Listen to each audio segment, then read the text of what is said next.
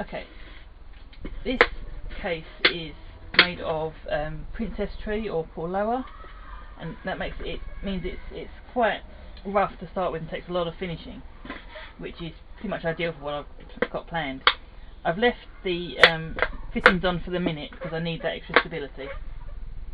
So I've picked out a nice picture of a macaw, and I've gone round all kind of the major details in a fairly thick black pen, and then blacked out the rest of it, and then taken a monochrome copy of that and then cut it out with quite a wide border. So the plan is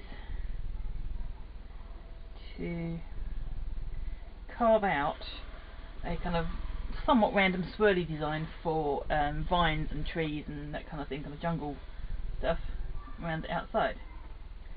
So what I'm going to do, pencil I think, is just draw around the shape I've got here. Okay, so I've gone all the way around the outline here, and I've just made kind of a gully so it's slightly separated from the rest, and at the bottom I've just brought it down here so I can put the branch in later on. So now the plan is to be somewhat random. It's just to take a line from this centre point and kind of bring it up and around, kind of like a vine, and then just keep doing that so I've got sections that are thicker or thinner than others, so it gives it complete texture all the way around. Sort of like fingerprint lines, but varying in thickness, so that's the next job. So I've carved in around all the other sides. I'm not going to do the base, not at this point. I might just do a simple kind of dotty design on there with these small inserts, but that's something to do for later on, I think. So I took off the hardware so I could get the front, but I left the hinges on the back.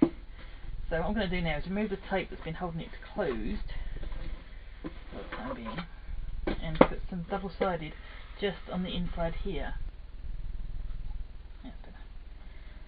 So if that's going to come out very well on screen, it's kind of a warm yellow, and it's just going to slightly, there's not very much colour in there that you can see, just as a background really. Quite liberal with it because you need to get into all the cracks that you've made.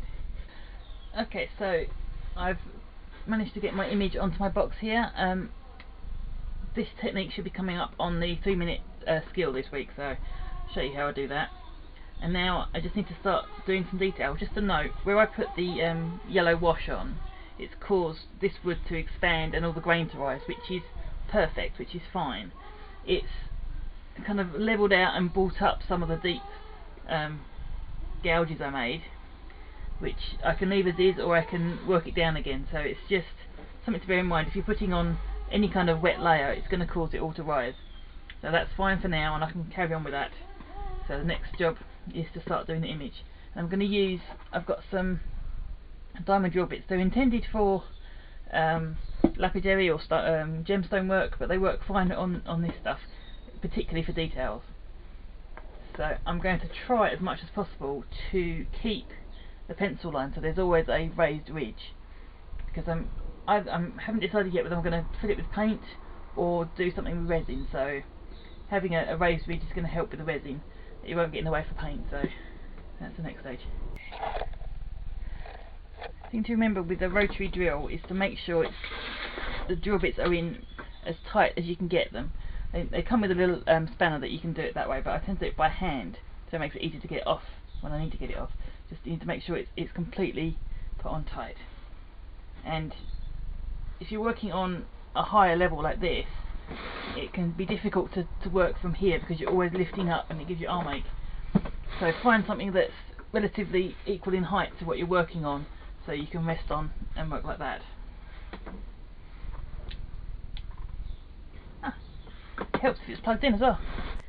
Right, so I'm pretty much satisfied with the carving of the bird, so I just need to go round this outside edge and kind of blend it into the rest of this vine work around the sides. So I'm using a cylinder with a kind of square end, because that seems to be the best way to cut. If you're using kind of a very fine point, it does tend to tear quite a bit in this wood. but that gives a nice kind of bark effect, so that's good for me. But if you're trying to do something very detailed with that, you need to choose a different blade. Yeah.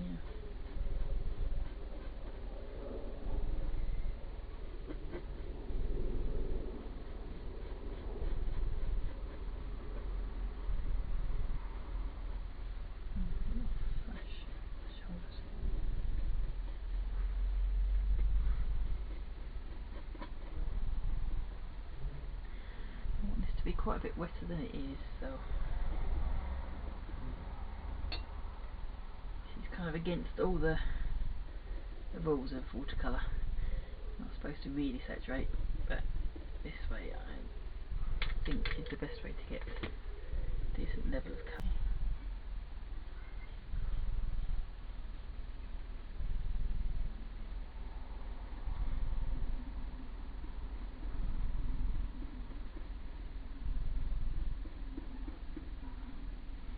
See, I'm just letting it naturally kind of blend itself this way. Add some water just to help it blend through. Like that.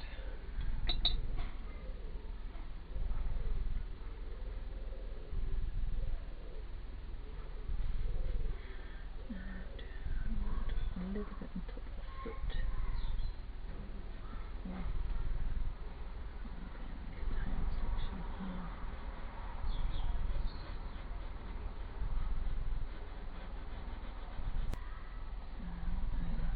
Flash along the belly, and then tail.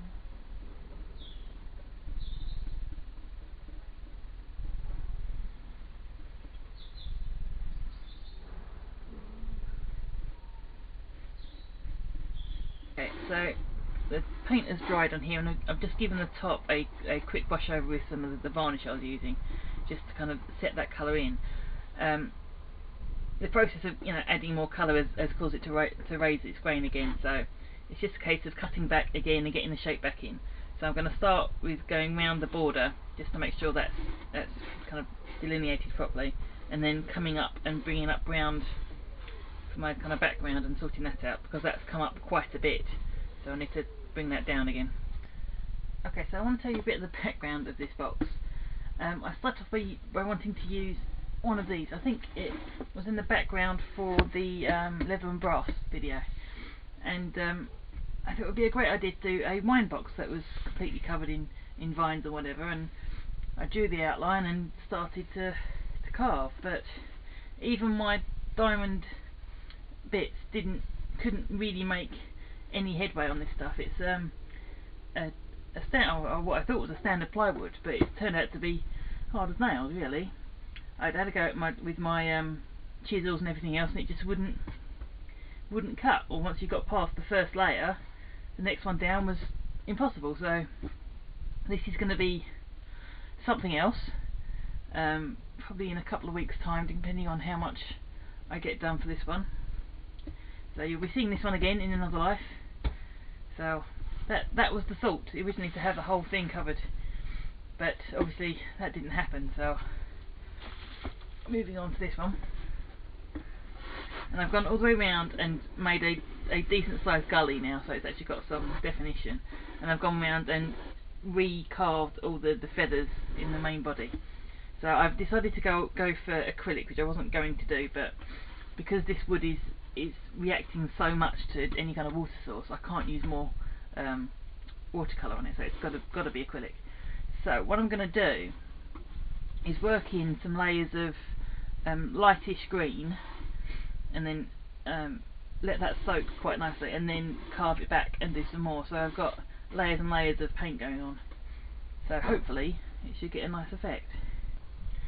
Okay, so I've gone over the entire surface in a kind of a mixed green shade, and what I'm going to do now is just go around this kind of gully around the image and just darken that up with some very dark green and blend it out so it's got some background to it before I move on to the next stage. Okay, so I've actually had a look online, and I realised that I've been using the wrong kind of drill bit for my rotary tool. I should have been using things like these rather than the diamond cutters, but I was doing quite well with the diamond ones, so I'm going to finish this off using the correct tools. So you can see here that I've darkened up the colour around the bird, so it kind of helps it pop out a little bit more. So now I'm actually going to go back over each of these gullies and kind of draw out the light colour behind, so it looks like there's light shining through the forest. Difficult to describe that, but hopefully it'll come out when it's done. Okay, so I've kind of picked out some of the deeper parts in the pattern here, and I'm now going around doing a random kind of dotted pattern over the rest of the plain wood. I could very well keep carving and painting, but that's going to become ridiculous. I'm going to end up having a box that's 95% paint and not much else, so I'm going to leave it at that. Once I finish doing this, I'm just going to add a little bit of a golden yellow wash just to bring out some brightness in it, and that's it. That's the last painting I'm going to do on the outside. Okay, voila, completely covered with a random assortment of dots. So what I'm doing now is just taking a kind of standard nylon brush and giving it a good brushing over to get rid of any loose particles that are hanging about.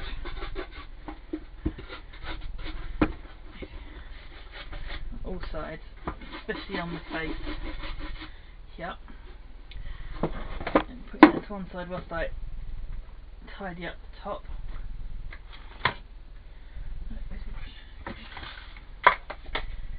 So it's making sure that all this sawdust is out of the way. I'll do a proper clean down before I move on to finishing, but now I'm just getting rid of the vast majority of it.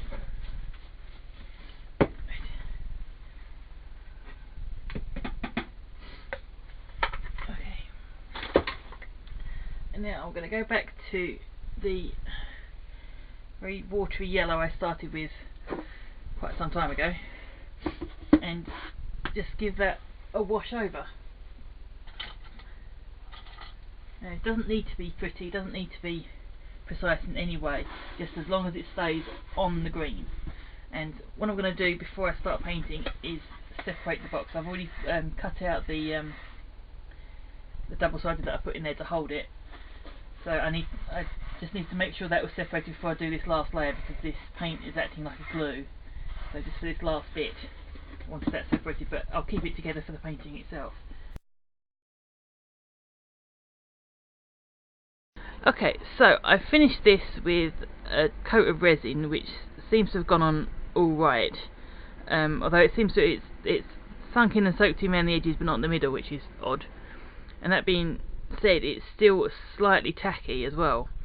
But I did these two pieces and this one on the same day, the same mix, and this is perfectly set and completely non-tacky at all. So I don't know what's happened there. So I'm going to post this video as incomplete and hopefully do some finishing at the end of the next one. So Parrot box almost there. Come back next week and find out how I finished it. Thanks for watching.